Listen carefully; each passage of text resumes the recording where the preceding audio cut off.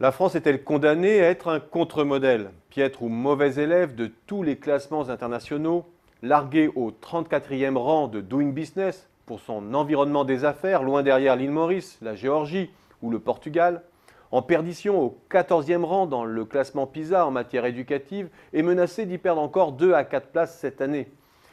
23e et en recul des pays les plus compétitifs pour le Boston Consulting Group, avec seulement 4 universités dans le top 100 du classement de Shanghai, et raillé enfin pour son inaptitude à la réforme, l'archaïsme de ses options sociales par la presse anglo-saxonne. La 5e économie mondiale n'a plus les moyens de sa puissance et subit les blâmes récurrents des organismes internationaux pour ses réformes trop partielles. On peut certes contester la valeur de ces thermomètres, rappeler aussi les thèses de Philippe Diribarne, lorsqu'il insiste sur la pérennité des diversités culturelles dans la mondialisation, sur la force du Code de l'honneur en France et son impact positif sur l'efficacité du travail et des organisations. Il n'en reste pas moins que la France incarne le contre-modèle par excellence. On le sait pourtant, les modes en matière de modèle tournent. Le modèle français pourrait-il alors un jour retrouver quelques faveurs ? Disons-le tout de suite, cela est peu probable, dans des temps rapprochés du moins. La crise a certes douché quelques arrogances.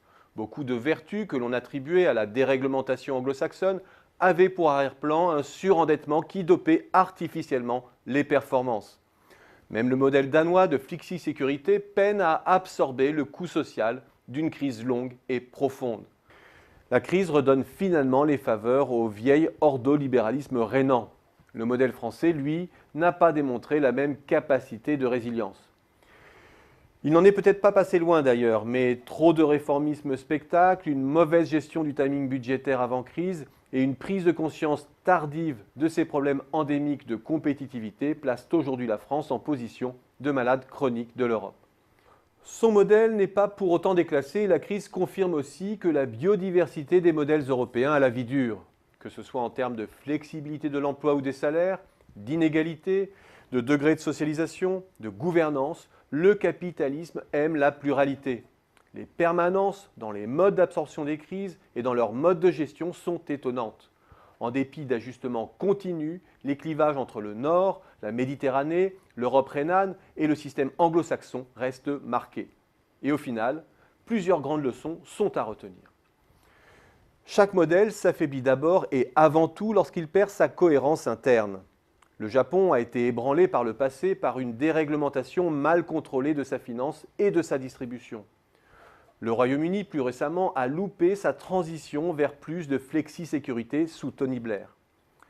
La France, elle, s'est considérablement affaiblie en succombant au mythe post-industriel anglais sans se doter des outils d'attractivité fiscale qui allaient avec. Chaque modèle s'affaiblit aussi du fait de ses dérives internes. Les modèles méditerranéens lorsqu'ils se laissent gangréner par le clientélisme. Les pays anglo-saxons lorsqu'ils succombent au libertarisme financier. L'Allemagne peut-être demain si elle s'endormait sur la rente qu'elle prélève sur l'Europe de l'Est.